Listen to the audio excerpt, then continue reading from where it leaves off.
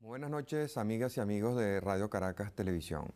Nuestro invitado de hoy es Andrés Velázquez, candidato de la Causa Radical, Causa R, y con esta presentación concluimos esta primera ronda con todos los candidatos presidenciales. Buenas noches, Andrés, bienvenido a Radio Caracas. Buenas noches, gracias.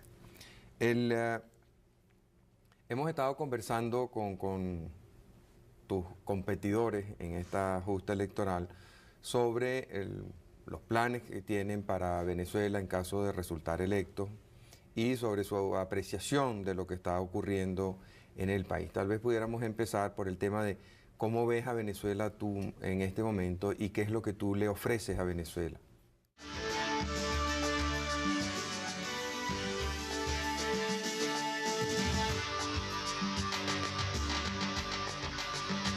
Bueno, en primer lugar, yo soy optimista, Marcel. Soy optimista y creo, por supuesto, en la potencialidad de toda nuestra gente. Este país tiene recursos todavía, a pesar de la pobreza en la que podamos estar inmersos, a pesar de la mala situación económica.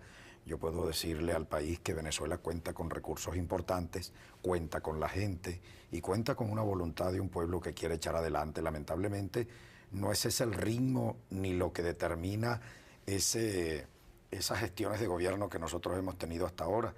De tal manera, pues, que en eso nosotros confiamos. Y, por supuesto, confiamos también en que va a resolverse el más grave de los problemas de la crisis que nosotros tenemos hasta ahora, que es el problema político. Por encima del problema económico, por encima... ¿Cuál es el problema político a tu manera de ver? El problema político es el cambio de gobierno que tiene que producirse. Y ese es el primer gran paso en procura de resolver los males del país. Y por otra parte, es el gran aliento, pues es la gran esperanza que la gente mantiene en este momento, esperar su 5 de diciembre para producir, para cobrar ahora, diríamos, para ir por el gran premio, por el... Ahora, ¿tú no crees que esa ha sido un poco la historia de todo este periodo democrático? Cuando en 1968 Venezuela elige a Rafael Caldera, recuerdo que una de las consignas era el cambio va. O sea, con Caldera sí vendrían los cambios a los cuales aspiraba el país. En 1973 el país, en cierta forma, decepcionado por eso, vota por Carlos Andrés Pérez, porque Carlos Andrés Pérez sí va a cambiar las cosas como hace falta.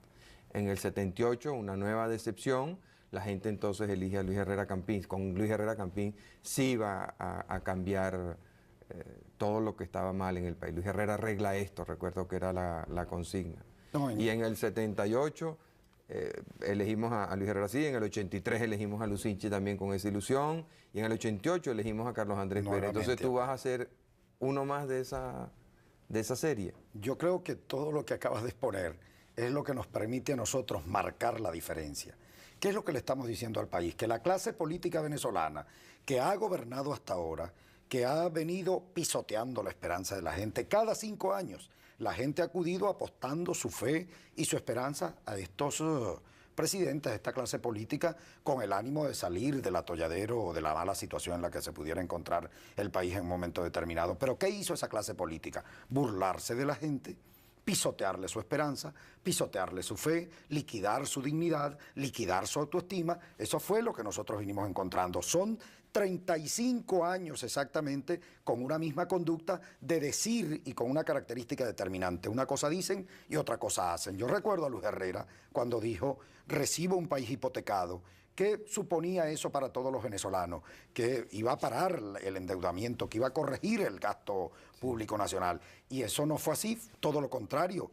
Luego vino Pérez con el cuento, con la ilusión por segunda vez también, y dijo exactamente lo mismo. Y creó una falsa ilusión en la gente. Y en su primer gobierno, recordemos cuál fue su frase famosa: voy a administrar la abundancia con criterio de escasez. ¿Y qué fue lo que hizo? Hizo todo lo contrario.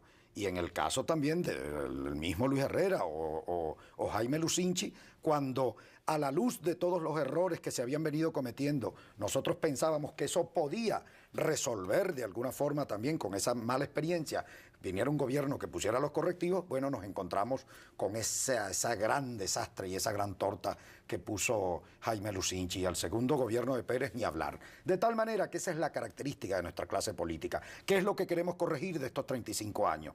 que eso no continúe siendo. Esos 35 años con las mismas caras, con los mismos vicios, con el mismo discurso, no podemos prolongarlo a 40.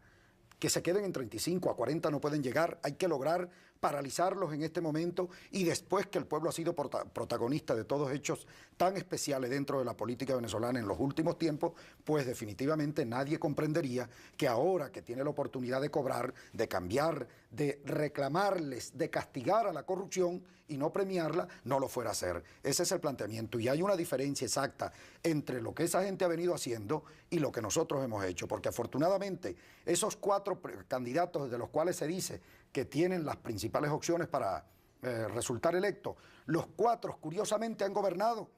Gobernó el doctor Caldera, gobernó Claudio Fermín Caracas, gobernó el Zulia Osvaldo Álvarez Paz y gobernó Andrés Velázquez el Estado Bolívar. Y yo quiero poner en una balanza esos gobiernos y esos resultados. Yo quiero ver los avances en educación que tuvieron los otros estados y lo que nosotros hemos tenido. Yo quiero ver, incluso comparándolo con el gobierno del presidente Caldera, que cometió el terrible error, imperdonable error para el país y para los jóvenes de este país en haberle liquidado sus escuelas técnicas, que hoy nos pesa tanto, que uno de los elementos que es obstáculo para la inversión foránea en Venezuela es precisamente la poca calificación de la mano de obra que nosotros tenemos. Y eso lo puedo yo decir con propiedad porque yo soy egresado de escuelas técnicas y yo fui víctima, si se quiere, del cierre de esas escuelas técnicas en un momento determinado. De tal manera que estando allí los 4 candidatos con una gestión de gobierno, yo puedo decir que he sido sobresaliente, sin ningún tipo de pedantería en lo que hemos obtenido como resultado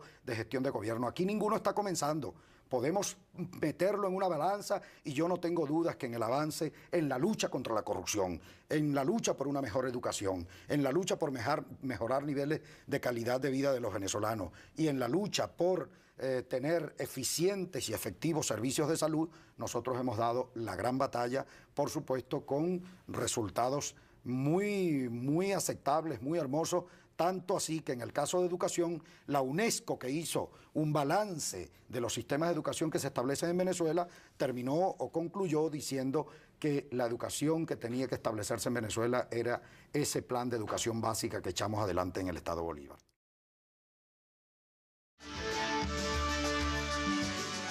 Materia de educación, porque yo veo las cifras de educación son patéticas, la deserción escolar es de las más altas del mundo, el rendimiento es de los más bajos del mundo, el presupuesto aparece totalmente distorsionado, aunque la educación superior universitaria recibe 40% del presupuesto y atiende menos del 10% de los educandos. Uno entiende que por supuesto es una educación más costosa, pero esas prioridades que tú señalas, ¿cuáles son? ¿Se refieren a la educación preescolar, a la educación primaria, a la educación técnica de la que tú has hablado? La primera cosa, Marcel, es lograr que el gobierno entienda que sin educación no hay desarrollo y que el gobierno entienda que la educación es columna vertebral de ese salto cultural y de esa búsqueda de convertir a Venezuela de un país quebrado desde el punto de vista productivo en lograr esa gran revolución productiva, hacer el país productivo y cambiar ese estilo, ese sentido de economía rentista que tenemos a una economía productiva, o sea, un país productivo. Eso, en primer lugar, eso no lo podemos hacer sin educación. Es más, para los efectos del salto en la búsqueda de la dignidad y autoestima del ciudadano, también es la educación fundamental para la recuperación de los valores en este caso. Y sobre eso, bueno, yo señalo que el primer discurso que debe darse en el aula es el discurso por la honestidad, es el discurso por la ética, por la responsabilidad. El primer discurso que debe darse en el aula, ese discurso en búsqueda de la dignidad, de un mejor perfil de la patria. El mejor discurso, el primer discurso que debe darse en el aula es el discurso por la autoestima, porque debemos concluir en que un país sin dignidad y un pueblo sin autoestima es imposible que pueda aceptar los retos que se le plantean por delante y superar todos los obstáculos que se le puedan poner. Esa es la primera premisa, comprender que es fundamental para el desarrollo futuro del país la educación. Y en segundo lugar, mirar el problema de la educación en términos completos, globales, no parciales. Y tenemos entonces que comenzar a rediseñar toda la educación del país. La educación en Venezuela tiene que estar en correspondencia con un plan de desarrollo del país, tiene que estar en correspondencia con un plan de crecimiento. No puede ser como estamos ahora, que aquí todo el mundo, bueno, estudia lo que mejor le parece, no hay una orientación por parte del Estado, que es lo que queremos realmente, hacia dónde debemos poner un esfuerzo orientado por parte del Estado, por parte del gobierno. Y queremos entonces encontrar en esas realidades situaciones para atender, descubiertas estas situaciones, que no hay necesidad de hacer nuevos diagnósticos, sino que ya están hechos. El preescolar no se atiende como debe ser. Ese es un área que debe atenderse fundamentalmente. La educación básica, reformarse toda la educación básica en Venezuela, esa es otra de las áreas que debe atenderse con fuerza. Los planes de alfabetismo nacional deben establecerse porque Venezuela debe ser liderada de presencia de analfabetos. Esa debe ser una también responsabilidad del Estado. La educación de adultos para combinar el ejercicio del trabajo, del taller, y las capacidades y destrezas que pueda tener un hombre en el taller, combinarlo con la educación elemental básica. Y eso lo estamos haciendo en el Estado Bolívar. Esto no es una cosa que a mí se me está ocurriendo. Es planes concretos que estamos echando allí adelante. Empujar con fuerza la apertura de las escuelas técnicas para darle la oportunidad a nuestros jóvenes que no pueden acudir a la universidad de que tengan la posibilidad de formarse como técnico medio, como tecnólogo, allí con la posibilidad también de continuar dando la contribución requerida y necesaria para el desarrollo, para el avance tecnológico y evitar que esa ausencia de mano de obra calificada pueda ser un elemento negativo para la inversión. Y luego está lo relacionado con la educación superior. Allí también tiene que reestructurarse la educación superior y debe acabarse con el criterio que se tiene de regateo de invertir en la educación. Por supuesto, con un criterio muy claro, debemos sincerar los presupuestos universitarios. Yo diría que más que sincerar, mejorar el gasto para la educación superior, no en tanto que tenga que dársele mayores recursos, sino que sean mejor orientados y que esas áreas que tiene la educación superior de docencia, investigación, esas áreas perfectamente pueden combinarse de alguna manera que con servicios que puedan prestarse hasta la industria privada, pueda la industria privada hacer un aporte efectivo también para la educación del país. Y por supuesto, acabar con los vicios que existen en las universidades, porque parte de los recursos presupuestarios que allí se establecen, que se le entregan, bueno, así las universidades también fueron penetradas por los partidos para mantener algunos privilegios, para no orientar y hacer el gasto adecuado donde tiene que hacerse, y por supuesto acabar con aquello. El Estado tiene la garantía de dar a los venezolanos educación en cualquier edad, en la educación superior, gratuidad de ella perfectamente, pero no es justo en este caso que una persona, por ejemplo, que paga por su niño en edad preescolar 8 y 10 mil bolívares mensuales, ese mismo niño que lo paga en la educación básica, en el liceo, cuando ingresa a la educación superior, hasta allí llegó el pago. ¿Por qué no hacer una contribución? Quizás esto no signifique resolver los problemas presupuestarios que tiene la educación superior en Venezuela, pero en todo caso significa un aporte, un apego y acabar también con aquellos que van a la universidad a pasar 15, 10, 12 años en una universidad. Efectividad, esa es la tarea, el trabajo de un estudiante, rendir. Y si no lo hace, pues también ahí hay que tener la mano dura suficiente como para tomar las decisiones adecuadas en función de permitirle el acceso a otros que realmente quieran estudiar. De tal manera que en conclusión pudiéramos decir que en materia educativa ese es el gran plan, pensando en combinación y en correspondencia con una estrategia de país. Y yo puedo decir que esto para nosotros no es una utopía. Eso es lo que yo he hecho en el Estado Bolívar. Los avances que hemos logrado en educación en Bolívar nos permiten hablar con la suficiente autoridad como para señalar que esa es una prioridad que vamos a atender con mucha fuerza.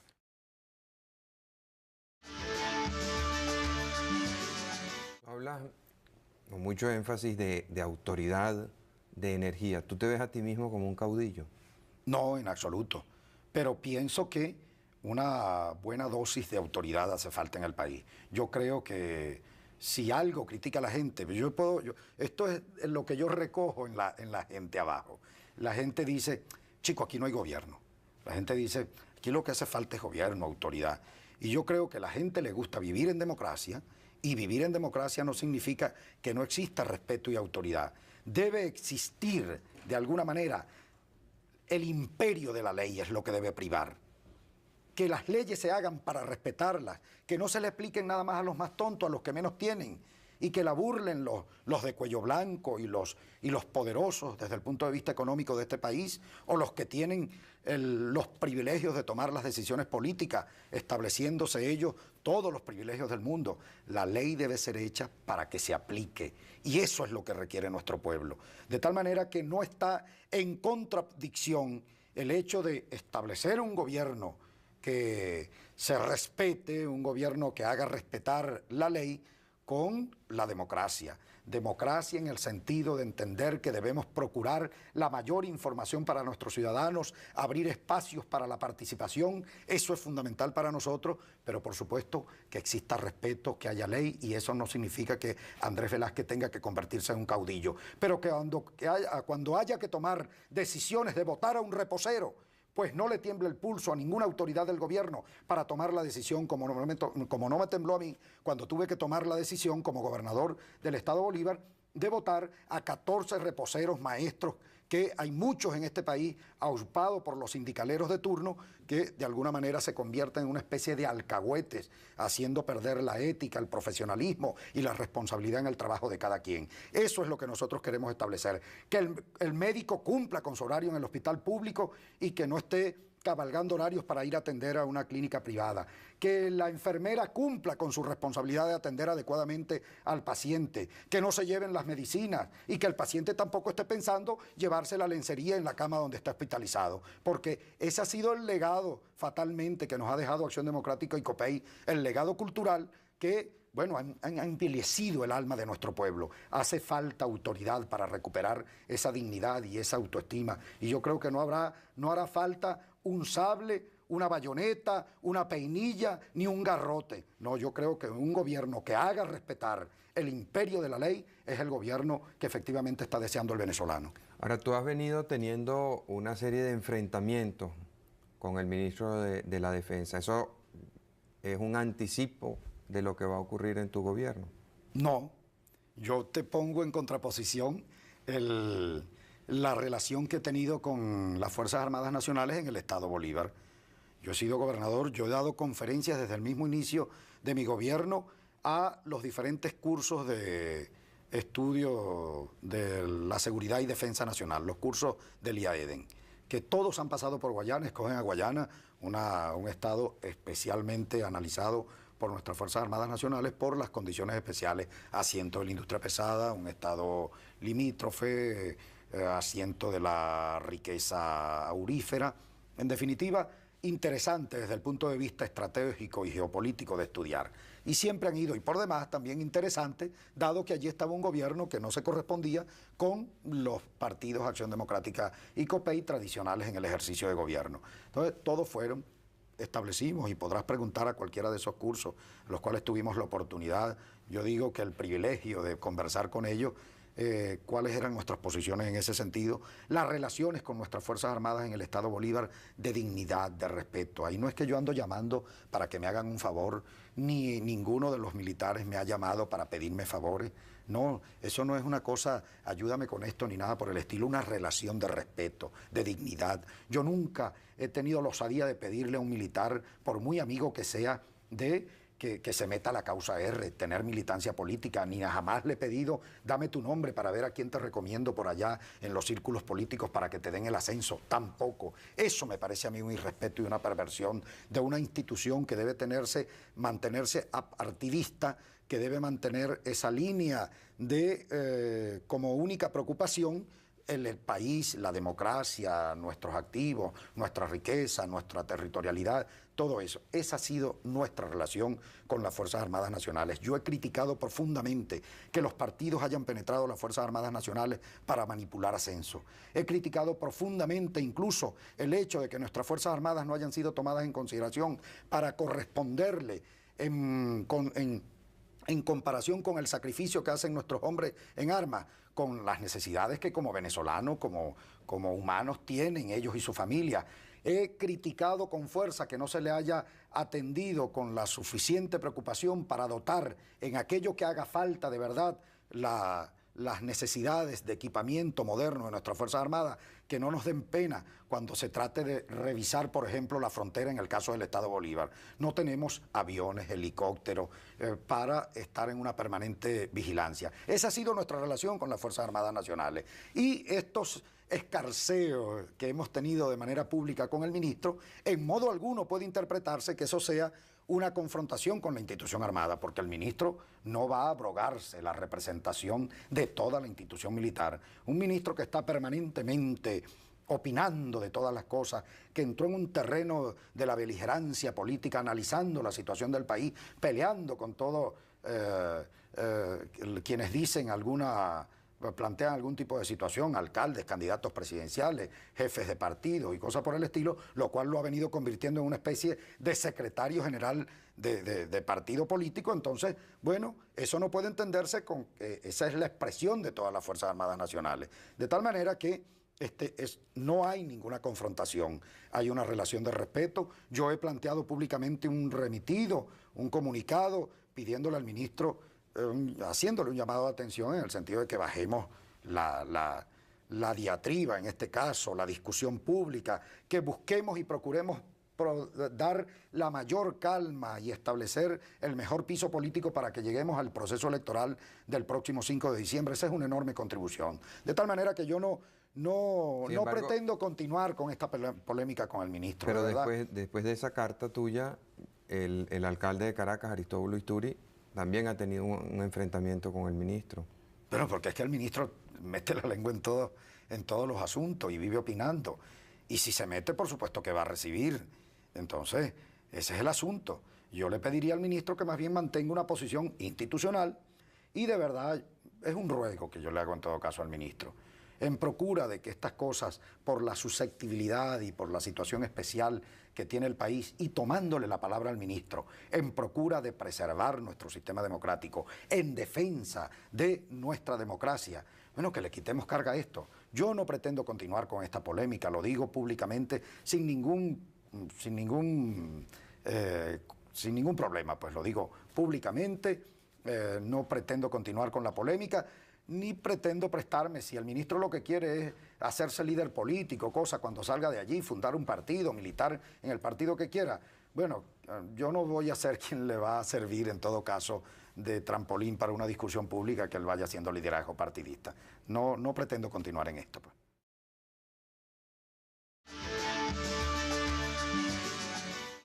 Tú has venido insistiendo también mucho en el tema del desarrollo económico.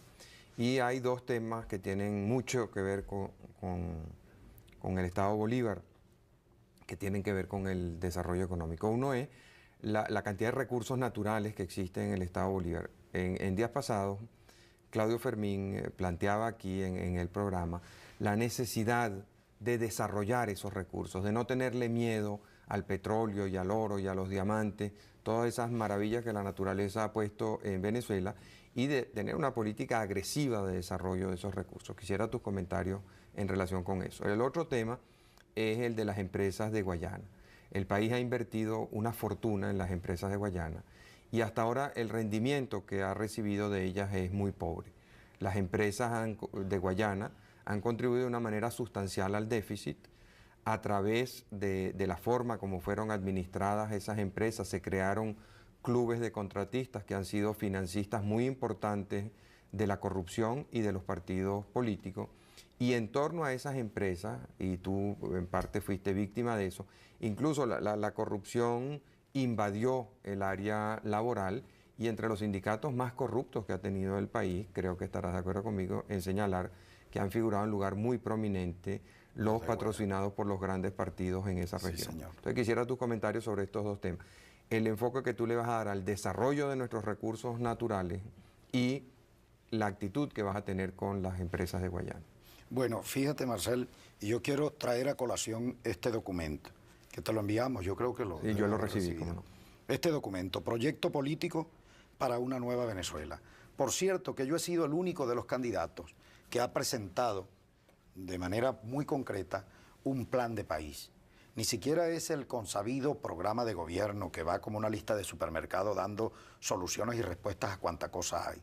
Allí hay unos lineamientos por la cual orientarnos para buscar solución a los diferentes problemas. Este documento base tiene 12 anexos adicionales, ya donde se recogen de manera muy puntual los programas concretos que vamos a ir desarrollando en cada una de las áreas prioritarias del gobierno.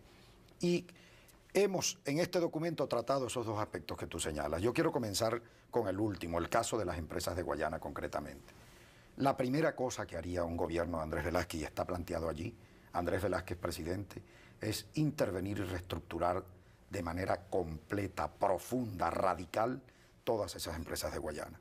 Yo puedo decirte con propiedad que un tornillo que compras tú en una ferretería, en la calle, en Guayana, para no hablar de otra parte del país, por 50 bolívares, a las empresas básicas les cuestan 150 bolívares.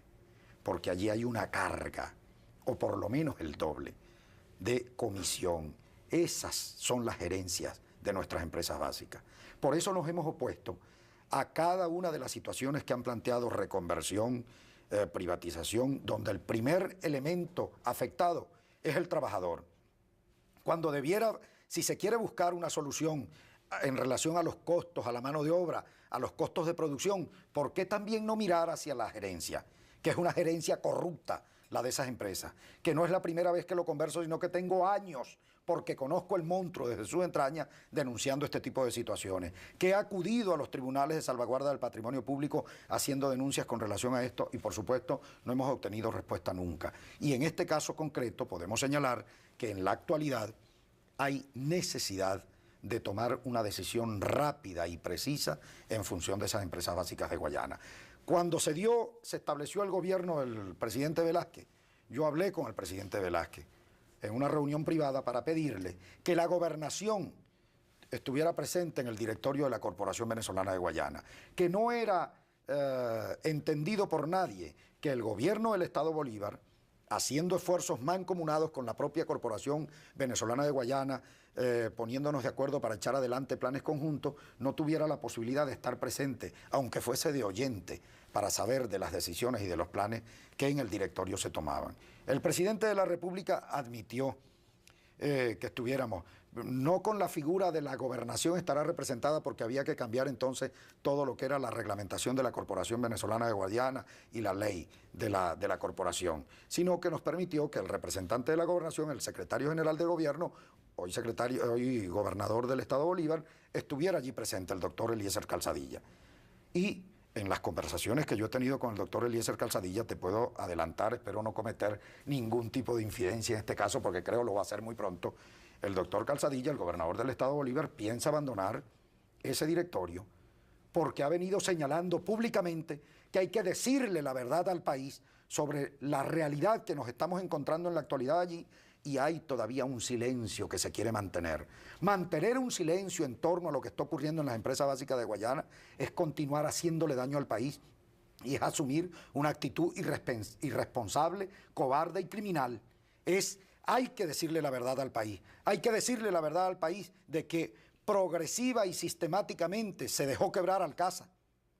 Y que Alcasa en los momentos actuales... Porque dice tú que se dejó quebrar. Se dejó quebrar porque tuvieron que tomarse, allí se tomaban dineros de otras empresas que estaban siendo mucho más rentables, en este caso de la ferrominera, para tapar huecos en Alcasa, cuando debió enfrentarse de manera directa a la situación de Alcasa, poner los correctivos que había que poner a tiempo y oportunamente para no llegar a esta situación de quiebra en la que se encuentra hoy esa empresa, en peligro de poner en la calle a todos los trabajadores, y por otra parte entregándole el laminador de Guacara y el laminador de Puerto Ordaz con 2 líneas de producción, que es el lomito de esa empresa, es lo que da producción, es la ganancia de la empresa, entregárselo a los sectores financieros, a la banca de este país en pago de deuda. Esa empresa debe en el orden de unos 460 millones de dólares. entonces no hayan cómo hacer y están entregando, están pagando activos por deuda. Eso es hacerle daño. De esa manera no es como nosotros vemos que se debe producir el proceso de privatización ni el proceso de reconversión de esas empresas. ¿Y cuál es la suerte de los trabajadores? ¿Y dónde está la responsabilidad de los que tuvieron la administración de esa empresa? ¿Dónde está? Eso va a pasar por debajo de la mesa. Allí no hay responsables, allí no hay culpables, aquí no se va a hacer justicia en el país, y en el caso de Benalún es peor. En el caso de Benalún, Venezuela tiene el 80% de las acciones de esa empresa, pero hubo un convenio que se firmó, no sé por quién, en uno de esos presidentes que tuvo la empresa Benalún, firmaron un convenio donde establecen que para tomar la decisión, a pesar de que Venezuela es el socio mayoritario, con el 80% de las acciones, bueno, tenían que ser tomados con el 100%.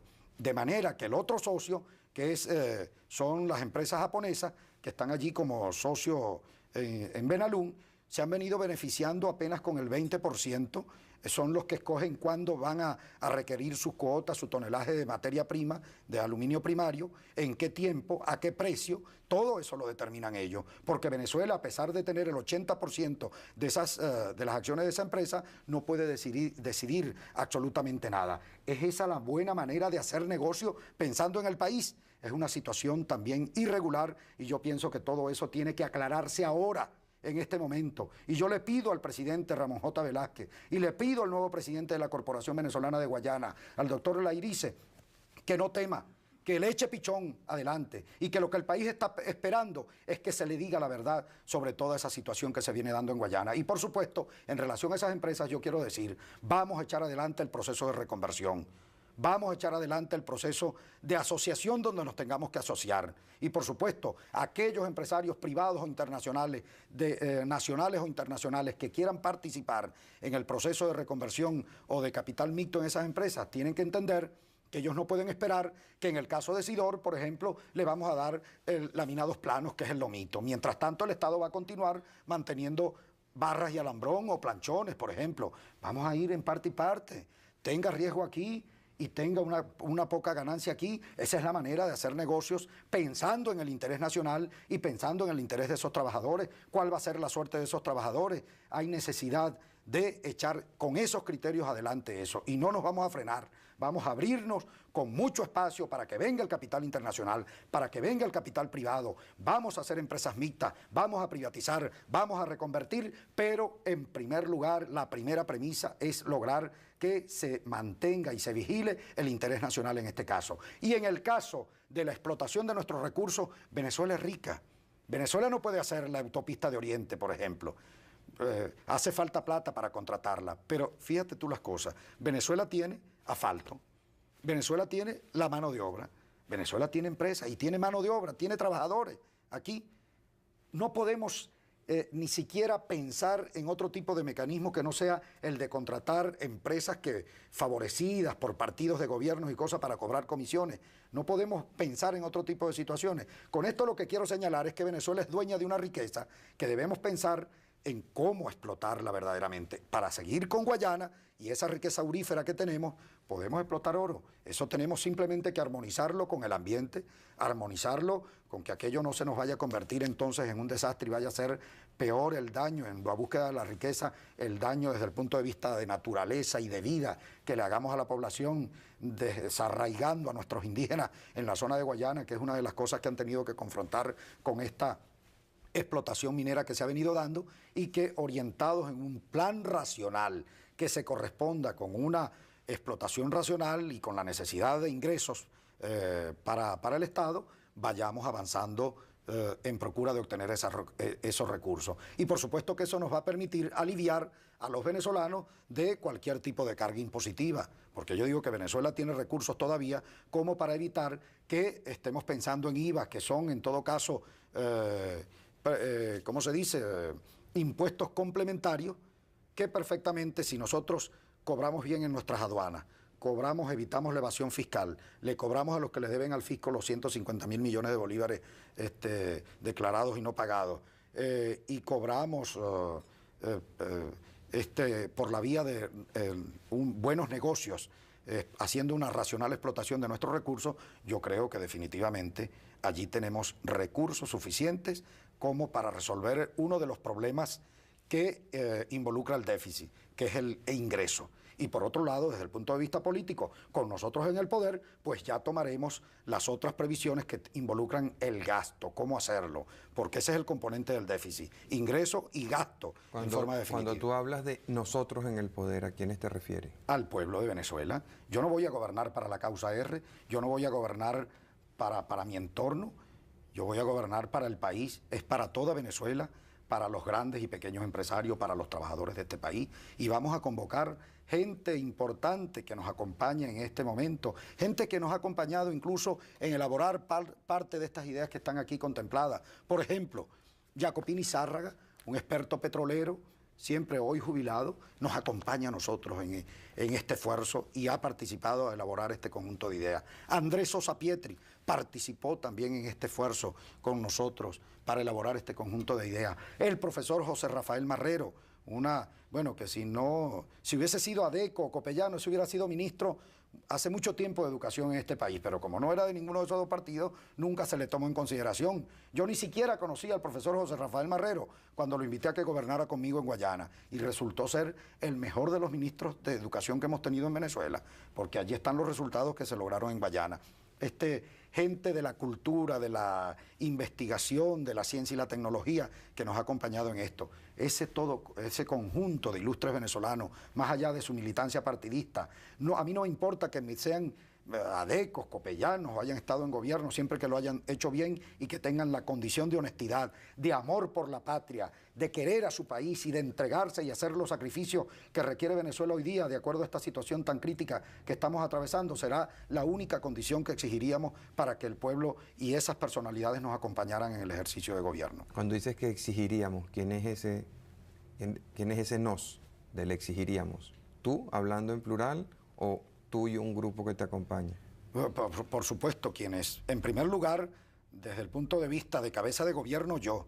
Pero acuérdate que yo he sido educado, si se quiere, en un esfuerzo colectivo siempre. Y tengo como norma hablar de nosotros. Es más, cuando yo expongo este conjunto de ideas, lo hago para procurar el compromiso colectivo de la gente con ellas.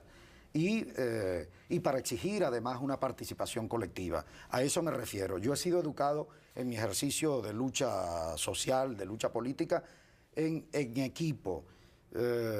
Puedo decirte, por ejemplo, que si el ejercicio de gobierno para mí se hubiese reducido en el Estado Bolívar a las 4 paredes del despacho, eso hubiese sido lo más triste. La cosa más hermosa que yo he sentido y he vivido como gobernante, mi experiencia de gobierno, es la relación con la gente. Derrumbar ese muro que separa a gobernantes y a gobierno, a gobernados y gobernantes, es la cosa más bella que hemos podido hacer, y nos permite enriquecernos al fin y al cabo. De tal manera que cuando yo hablo de nosotros, estoy refiriendo siempre ese esfuerzo colectivo y nunca la intención de un mesías, de un caudillo, de un papá, de un abuelo. No, ese no es mi papel, no es mi condición. Yo quiero, y el momento así lo exige, la participación de todo nuestro pueblo. Solo será imposible de que podamos salir de este atolladero. Será necesario el esfuerzo y la participación colectiva de todo nuestro pueblo, de todas nuestras cabezas pensantes,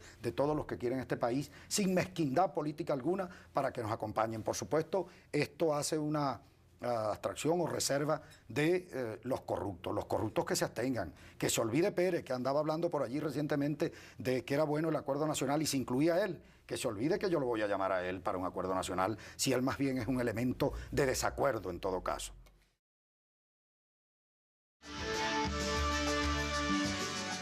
Tú te refieres mucho a esa idea de participación, de esfuerzo común. Sin embargo, la impresión que uno tiene es que la gente desconfía mucho de esos esfuerzos conjuntos. Yo no veo en este momento al país, con el ambiente psicológico que hay, con el problema económico que existe, integrándose gustosamente a un esfuerzo común. Y de hecho uno lo ve en ejemplos triviales, en el tráfico, por ejemplo. La gente, cada quien trata de meterse de primero. En la cola del autobús, cada uno trata de montarse de primero. Cuando llegan a un semáforo, la gente ve que no va a poder pasar, pero no quiere dejarle el paso abierto al otro, sino prefiere meterse atravesando, aunque él no vaya a poder pasar tampoco. Y así lo ve uno en cantidad de ejemplos. Ahora con el asunto del IVA, todo el mundo especulando, sin darse cuenta que se están haciendo un daño a sí mismos, que están perjudicando a los demás, pero también se están perjudicando a sí mismos. No, yo quiero, por si acaso me lo cobran a mí, déjame cobrarlo yo antes. Por si acaso va a costar más caro, después déjame subirle el precio desde ahora. Entonces uno siente que en el país esa cultura del nos, del esfuerzo conjunto, de la participación de la gente en la solución de los problemas, del negocio, del yo voy a ceder algo, tú también cedes una parte.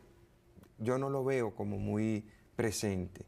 ¿Qué has pensado tú sobre eso? Bueno, fíjate lo siguiente. Yo tengo ejemplos muy buenos de que eso es posible lograrlo. Pero tú lo has dicho y uno tiene que admitir esa realidad, que hay allí un primer problema entre la propia gente. Ahora, los problemas en este país, yo me pregunto, ¿llegaron solos? Esta situación de crisis, de inversión de nuestros valores, ¿esto se creó solo? No, eso fue un mal ejemplo que nos dieron quienes tenían la responsabilidad de conducir el país, nuestra clase política. El peor de los legados que nos hicieron fue envilecernos en esa cultura del cuánto hay para eso, del pónganme donde hay. Ese es el daño. Ese es otro de los daños desde el punto de vista no material, o sea, la mala situación económica, el alto costo de la vida, la falta de empleo, no. Hay una cuestión moral a la que nos hicieron daño que tiene que ver con esto. Y es allí donde yo digo que nosotros tenemos que hacer un enorme esfuerzo. Dignificar nuestro pueblo. Una de las tremendas tareas que como gobierno yo tendré por delante será la de elevar la dignidad de nuestra gente y la autoestima. ¿Cómo? Solo con un pueblo así, con el planteamiento educativo que te hacía desde el aula de clase, apostando allí, y por supuesto no con un discurso, sino no pregonándolo con el discurso, sino pregonándolo con el ejemplo. Lo que hacemos, lo que vamos a hacer. El primer ejemplo tendrá que estar en la cabeza de gobierno, en el equipo de gobierno. Y ese es el planteamiento que queremos hacer. Lograr recuperar nuestro pueblo desde el punto de vista moral. Porque un pueblo que no tenga dignidad ni autoestima no puede asumir los compromisos. Y yo quiero que este país se sienta orgulloso de su venezolanidad, que se sienta orgulloso de su mestizaje. Yo quiero hacer ese planteamiento, yo quiero lograr eso en nuestra gente. Y creo que es posible lograrlo con un gobierno que predique con el ejemplo este tipo de cosas, con un gobierno que tenga credibilidad y que tenga liderazgo. Y como ejemplo te pongo lo del Estado Bolívar. En el Estado Bolívar, en las camas del Hospital Ruiz y Páez, nuestro principal hospital, nuestro primer hospital, estaban deterioradas, estaban acabadas. Yo fui a un taller de mantenimiento de ese hospital y me encontré con 14 choferes para una ambulancia. Y pregunté, bueno, el taller de mantenimiento, lo que debía ser el taller de mantenimiento era, eso necesitaba mantenimiento. Eso era suciedad por todas partes, un desastre. ¿Qué hice yo? Con mi propio ejemplo. Con esto te puedo decir cómo se predica y cómo logras estimular e incentivar otro tipo de moral y cultura entre nuestra gente. Yo mismo me puse al frente de una especie de zafra que se hicieron para reparar todas nuestras camas en el hospital.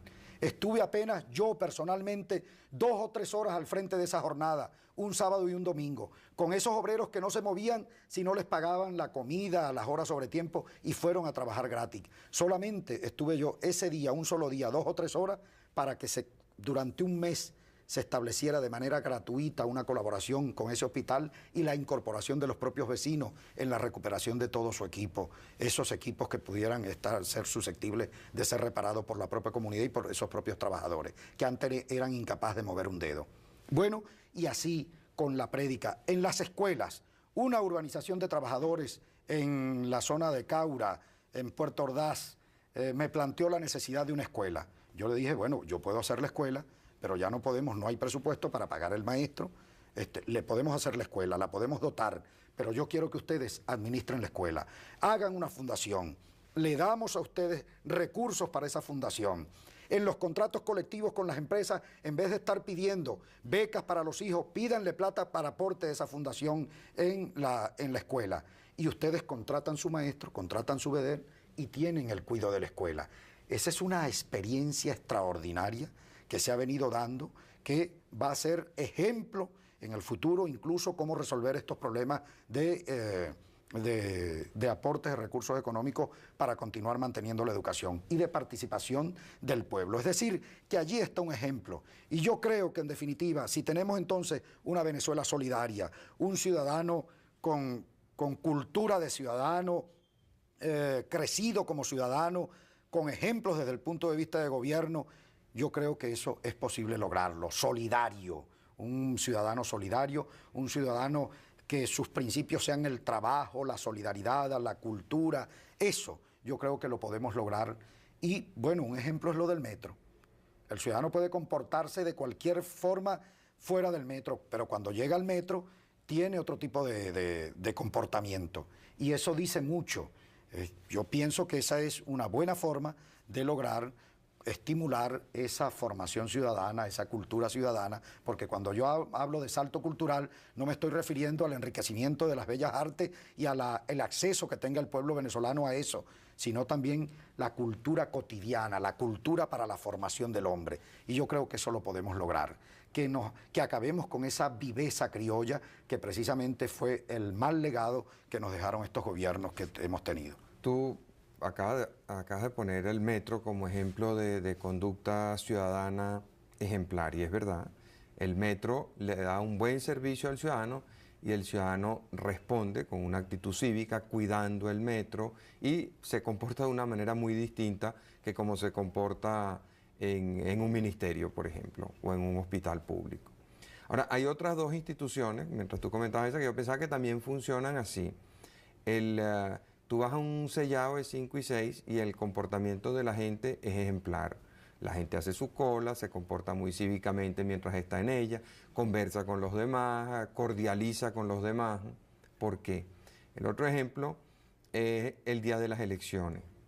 A pesar de todos los desastres y horrores que nosotros le podamos o le imputamos a nuestros gobernantes, el día de las elecciones la gente también tiene un comportamiento ejemplar, cívico, decente, solidario con los demás. O sea, si está el de al lado cargando el muchachito y tiene que darle el tetero, pues uno lo ayuda y se cordializa y se habla. Entonces, ¿por qué, así como en el metro, crees tú que también a la hora de sellar un cuadro de 5 y 6 o a la hora de ir a votar, el venezolano también tiene un comportamiento cívico y digno? Bueno, eso nos da una idea, Marcel, de que es posible lograrlo, que hay una potencialidad en nuestros ciudadanos de que puede comportarse como ciudadano con una cultura moderna de ciudad. Eso es posible y allí están 3 ejemplos importantes. Y yo diría que de repente una respuesta sobre ese comportamiento es el interés que hay entre cada uno de ellos, el interés que confluye en función de un objetivo que en este caso puede ser el de sellar el cuadro de caballo o el cumplir con el deber cívico de votar. Lo cual quiere decir que en la medida en que nosotros elevemos el sentido de propiedad de la gente, el sentido de que las cosas son suyas, el sentido de que debe disfrutarlas y que debe mantenerlas y debe cuidarlas, en esa misma medida nosotros sostenemos que perfectamente se puede elevar el nivel del ciudadano y nos podemos elevar todos como país. Esa es la única respuesta que yo veo en eso. El interés común en procura de un objetivo, que eso es lo que no se plantea por parte de estos gobiernos, que hagan las cosas y que funcionen como sea, el bochinche de los ministerios, en fin, todo el desastre de la administración pública nacional, el sentido que se perdió con el funcionario policial, para ponerte otro ejemplo. El funcionario policial, en mi opinión, es el funcionario público número 1. Ese tiene que cuidar los bienes y más allá, hasta la vida misma de las personas. Y sin embargo, una conversación para elevar la dignidad del policía, para elevar su autoestima, no existe. Para reconocimiento como trabajador, no existe. Se tiene el servicio policial como el último de los trabajos, y el que está bien fregado, que no encuentra trabajo en un taller y no encuentra ninguna otra cosa que hacer, se mete a ser policía. De esa manera ha sido atendida la función policial en el país. Ese es otro elemento que te da una idea de cómo el Estado, cómo el ejercicio de gobierno no tiene prioridades ni tiene sentido de la importancia de las cosas. Así son las cosas. De tal manera pues que nosotros creemos que en la medida en que tengamos sentido de calidad de vida y de ciudadanos en esa misma medida, con esa comunión de intereses, podemos nosotros desarrollar y dar el salto y hacer respetar los que son los derechos individuales de cada quien. Que haya la comprensión que mi derecho llega hasta donde comienza el suyo. Eso es importante como ciudadanos entenderlo. Bueno, muchas gracias, Andrés, por tu comparecencia en el programa. Espero tener la oportunidad de verte nuevamente. Bueno, muchas gracias. Y quisiera decirle a los venezolanos solo una cosa. 35 años hemos estado sufriendo estas mismas calamidades, las mismas caras, los mismos vicios, la misma perversión partidista. Estamos en un nuevo proceso electoral. Esta gente quiere alargar eso de 35 a 40 años, los mismos partidos. Yo creo que es hora de ponerles el freno. Hasta ahora nosotros hemos venido pagando servicios públicos que no funcionan, hemos venido pagando con nuestra esperanza para que una gente se entronice y tenga privilegios en el poder. Hasta ahora nosotros no hemos cobrado. Yo creo que es oportuno que nosotros cobremos ahora, que le cobremos a ellos las burlas que hicieron de nuestra fe y de nuestra esperanza. Que nadie se quede en casa. Yo repito nuevamente esto que le estoy planteando al país. No es mi compromiso con el país solamente, es el compromiso de ustedes con el país también y con los que queremos de alguna manera hacer algo bueno por esta patria. En ese sentido, yo les pido que nadie se quede en casa el 5 de diciembre, que no se mantengan indiferentes, que no sean apáticos, que participemos, que la corrupción no se puede premiar, que tiene que castigarse la corrupción y que es hora de cobrar. Ha sido mucho el daño para que pasen ahora desapercibidos. Y ahora andan desesperados, haciendo cualquier cosa, tipo de cosas, incluso tratando de llegar al sentimiento, de hacer nacer el sentimiento de partido, como unas cuñas que vi por ahí de AD, donde hay un viejito, una joven estudiante, una joven trabajadora, y dice, bueno, AD con todos sus errores es mi partido, como para decir aquello de que ADECO es ADECO hasta que se muera. No, pero a mí me parecen buenas las cuñas. Sí, me parece buena, pero lo que quiero criticar es que ahora sí se acuerdan que hay ese anciano, ahora sí se acuerdan que existe un joven estudiante, ahora sí se acuerdan que hay un trabajador fregado. Mientras estaban robando y enriqueciéndose, no se acordaban del interés colectivo, de eso no se acordaban, y eso es lo malo de esta situación, el cinismo que plantean estos partidos que no tienen nada en la piel, no tienen concha como para venir a pedirle a la gente como si nada hubiera pasado, presentándose como si no hubieran roto un plato. Aquí este problema que estamos viviendo no llegó solo, tiene unos responsables. Y aquí, en esta decisión del próximo 5 de diciembre, esto no se trata de un juego de fútbol y que yo soy de los Leones, de La Guaira o del Magallanes, y que aunque mi equipo esté perdiendo y haga una mala temporada, yo sigo fiel a mi equipo. No, en política se juega la vida y política es la vida y aquí nos estamos jugando el futuro y el destino de este país. De tal manera que más allá de la militancia partidista, yo le pido a este país que lo piense bien, que asumamos el reto y que le cobremos a estos que quieren prolongar estos 35 años a 40 años más de calamidades. Vamos a tener que conversar más sobre eso. Amigos, muchas gracias, como de costumbre, por su atención. Los espero el próximo domingo a las 10 de la noche. Muchas gracias.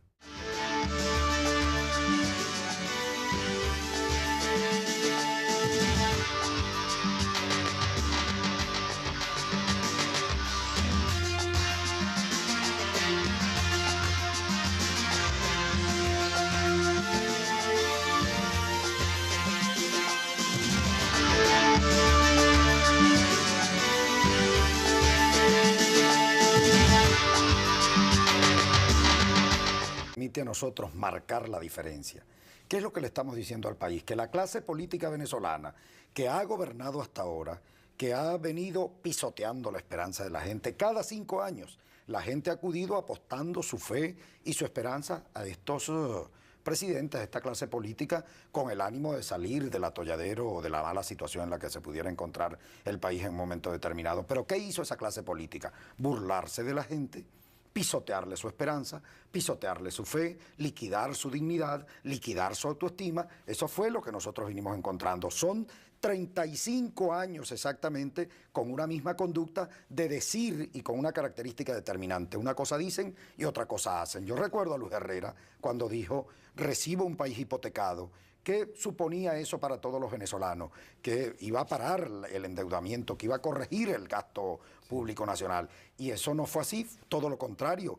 Luego vino Pérez con el cuento, con la ilusión por segunda vez también, y dijo exactamente lo mismo, y creó una falsa ilusión en la gente. Y en su primer gobierno, recordemos cuál fue su frase famosa: voy a administrar la abundancia con criterio de escasez. ¿Y qué fue lo que hizo? Hizo todo lo contrario.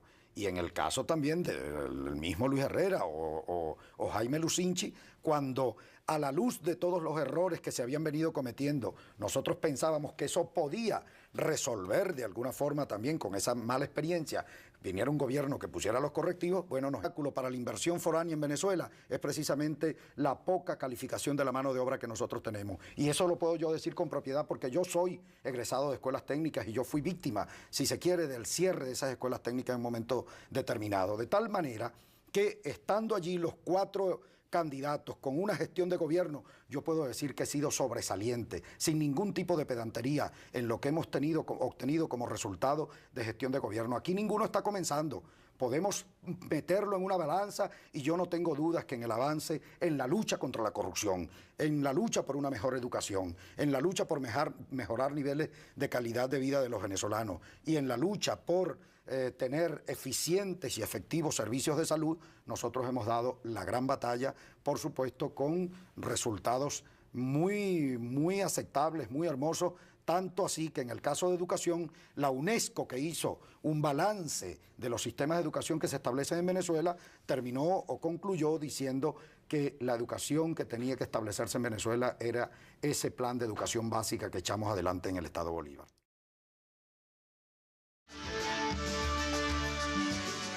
En materia de educación, porque yo veo las cifras de educación son patéticas, la deserción escolar es de las más altas del mundo, el rendimiento es de los más bajos del mundo, el presupuesto aparece totalmente distorsionado, aunque la educación superior universitaria recibe 40% del presupuesto y atiende menos del 10%. Encontramos con esa gran desastre y esa gran torta que puso Jaime Lucinchi, y al segundo gobierno de Pérez ni hablar. De tal manera que esa es la característica de nuestra clase política. ¿Qué es lo que queremos corregir de estos 35 años? Que eso no continúe siendo. Esos 35 años, con las mismas caras, con los mismos vicios, con el mismo discurso, no podemos prolongarlo a 40. Que se queden en 35, a 40 no pueden llegar, hay que lograr paralizarlos en este momento, y después que el pueblo ha sido protagonista de todos hechos tan especiales dentro de la política venezolana en los últimos tiempos, pues definitivamente nadie comprendería que ahora que tiene la oportunidad de cobrar, de cambiar, de reclamarles, de castigar a la corrupción y no premiarla, no lo fuera a hacer. Ese es el planteamiento, y hay una diferencia exacta entre lo que esa gente ha venido haciendo y lo que nosotros hemos hecho, porque afortunadamente esos 4 candidatos de los cuales se dice que tienen las principales opciones para resultar electos, los 4 curiosamente han gobernado. Gobernó el doctor Caldera, gobernó Claudio Fermín Caracas, gobernó el Zulia Osvaldo Álvarez Paz y gobernó Andrés Velázquez el Estado Bolívar. Y yo quiero poner en una balanza esos gobiernos y esos resultados. Yo quiero ver los avances en educación que tuvieron los otros estados y lo que nosotros hemos tenido. Yo quiero ver, incluso comparándolo con el gobierno del presidente Caldera, que cometió el terrible error, imperdonable error para el país y para los jóvenes de este país en haberle liquidado sus escuelas técnicas, que hoy nos pesa tanto, que uno de los elementos que Y, por supuesto, confiamos también en que va a resolverse el más grave de los problemas de la crisis que nosotros tenemos hasta ahora, que es el problema político. Por encima del problema económico, por encima... ¿Cuál es el problema político a tu manera de ver? El problema político es el cambio de gobierno que tiene que producirse. Y ese es el primer gran paso en procura de resolver los males del país. Y por otra parte, es el gran aliento, pues es la gran esperanza que la gente mantiene en este momento, esperar su 5 de diciembre para producir, para cobrar ahora, diríamos, para ir por el gran premio, por el... Ahora, ¿tú no crees que esa ha sido un poco la historia de todo este periodo democrático? Cuando en 1968 Venezuela elige a Rafael Caldera, recuerdo que una de las consignas era el cambio va. O sea, con Caldera sí vendrían los cambios a los cuales aspiraba el país. En 1973 el país, en cierta forma, decepcionado por eso, vota por Carlos Andrés Pérez, porque Carlos Andrés Pérez sí va a cambiar las cosas como hace falta. En el 78, una nueva decepción, la gente entonces elige a Luis Herrera Campín. Con Luis Herrera Campín sí va a cambiar todo lo que estaba mal en el país. Luis Herrera arregla esto, recuerdo que era la consigna. No, Y en el 78 elegimos a Luis Herrera, sí, en el 83 elegimos a Lucinchi también con esa ilusión, y en el 88 elegimos a Carlos Andrés Pérez. Entonces tú vas a ser uno más de esa serie. Yo creo que todo lo que acabas de exponer es lo que nos permite. Buenas noches, amigas y amigos de Radio Caracas Televisión. Nuestro invitado de hoy es Andrés Velázquez, candidato de la Causa Radical, Causa R, y con esta presentación concluimos esta primera ronda con todos los candidatos presidenciales. Buenas noches, Andrés, bienvenido a Radio Caracas. Buenas noches, gracias.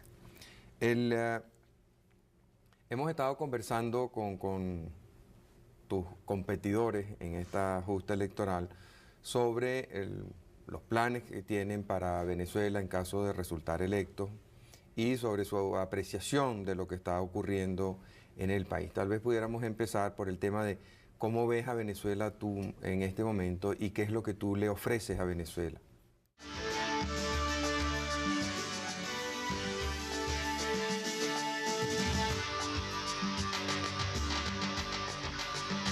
Bueno, en primer lugar, yo soy optimista, Marcel. Soy optimista y creo, por supuesto, en la potencialidad de toda nuestra gente. Este país tiene recursos todavía, a pesar de la pobreza en la que podamos estar inmersos, a pesar de la mala situación económica. Yo puedo decirle al país que Venezuela cuenta con recursos importantes, cuenta con la gente y cuenta con una voluntad de un pueblo que quiere echar adelante. Lamentablemente, no ese es el ritmo ni lo que determina esas gestiones de gobierno que nosotros hemos tenido hasta ahora. De tal manera pues que en eso nosotros confiamos.